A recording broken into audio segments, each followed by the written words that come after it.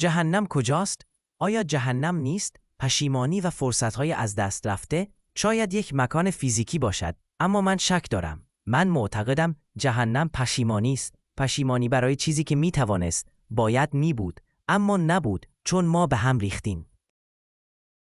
اگر از گناهان ما برگردیم و دیگر انجام ندهیم، خداوند گناهان ما را میبخشد.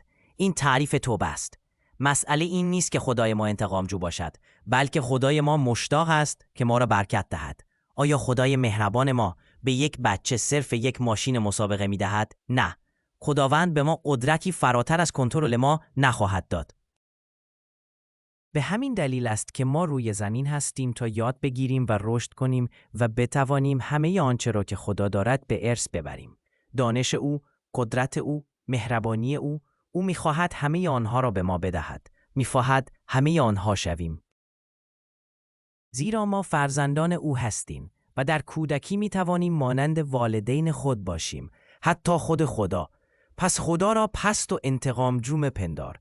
بهتر است به مهربانی و خوبی خدا فکر کنید که می‌خواهد هر چه دارد به ما بدهد، همین که بتوانیم آن را تحمل کنیم.